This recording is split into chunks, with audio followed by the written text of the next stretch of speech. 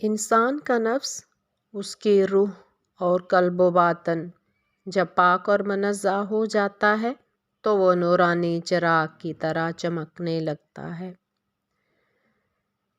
اس چراغ کی شعاعیں اس کے شیشہ دل سے چھن چھن کر عالم کی تاریکیاں دور کرتی ہیں، اور ایسے روشن دل لوگوں کے پاس آنے والے لوگ بھی اس طرح صفائے باطن حاصل کرتے ہیں۔ حقیقت بھی یہی ہے کہ پرانے بزرگ ہر قسم کی میل کچیل اور بغض و حسد کی آلودگیوں سے لوہے دل صاف کر لیتے تو اللہ کی عبادت ان کے دلوں میں نور بن کر چمکتی تھی۔ ان کا تھوڑا سا عمل بھی ہماری عمر بھر کی عبادتوں سے زیادہ مؤثر ہوتا تھا۔ ان کے سینوں سے ہر وقت نور کے چشمے رواں رہتے تھے۔ اس کی وجہ یہی تھی کہ اندر غلاظت تو ہوتی نہیں تھی، اس لیے جو لقمہ کھاتے تھے وہ بھی حلال ہوتا تھا اور اس سے بھی باطنی نور میں اضافہ ہوتا تھا۔ چلتے پھرتے اللہ کی یاد کرتے تو وہ بھی اس نور میں اضافہ کرتی۔ اگر وہ واعظ و نصیحت کرتے، عبادت و ریاضت کرتے، تسبیح پڑھتے، تبلیغ کرتے، الغرض جو کچھ بھی کرتے، چونکہ وہ خالصتاً باوجہ اللہ ہوتا، اس لیے ہر عمل سے نور پھوٹتا۔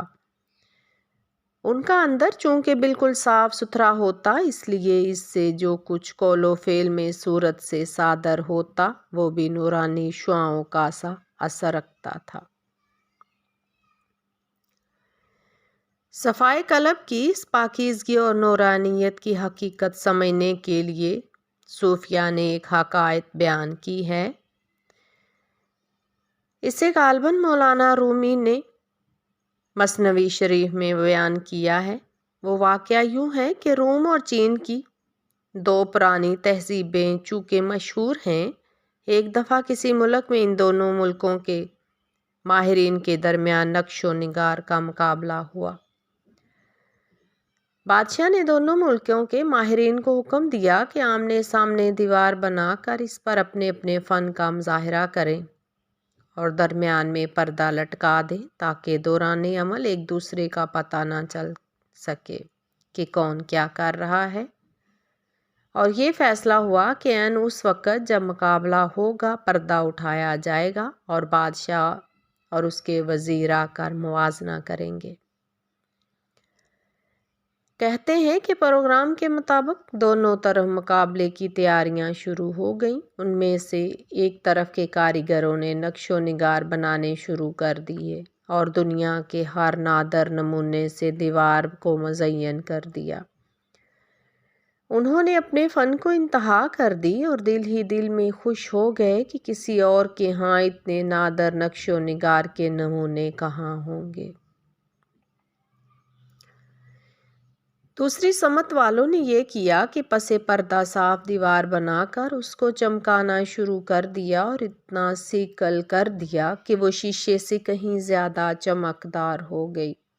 اس میں اتنی صفائی اور چمک پیدا کر دی کہ اس کے سامنے چھوٹی سی سوئی بھی رکھی جائے تو وہ اپنے اصل وجود سے کہیں زیادہ واضح شکل میں نظر آتی۔ انہوں نے اس پر کوئی نقش و نگار نہ بنائے۔ جب مقابلہ کا دن آیا اور بادشاہ معائنہ کے لیے آیا تو اس نے درمیان سے پردہ ہٹانے کا حکم دیا اور دونوں طرف باری باری جائزہ لیا۔ جب وہ ایک طرف دیکھتا تو کھردری دیوار پر نقش و نگار اپنی اصل شکل میں نظر آتے اور دوسری طرف دیکھتا تو وہی نقش و نگار یہاں بھی نظر آتے، لیکن یہاں ان کے ساتھ روشنیاں بھی نکلتی، اس سے زیادہ چمک دمک ہوتی۔ نتیجہ یہ ہوا کہ جنہوں نے صرف دیوار بنا کر اس کو چمکا دیا وہ جیت گئے، اور جو نقش و نگار بناتے رہے مگر دیوار کی طرف دھیان نہ دیا وہ مقابلہ ہار گئے۔ دوسروں نے چونکہ دیوار خوب چمکا لی تھی لہٰذا ان کے نقش و نگار منعکس ہو کر اس دیوار میں اپنی اصل سے بھی حسین تر دکھائی دینے لگے۔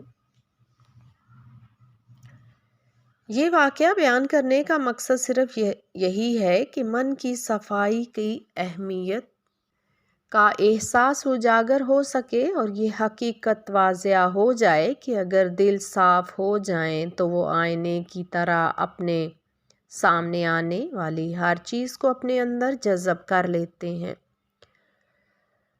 ख्वाह ज़ाहिरी अलूम हो या बातनी, सब इनके अंदर जमा हो जाते हैं और फिर जब इनसे नकासी शुआएं निकलती हैं तो इससे पूरा आलम जगमग करने लगता है।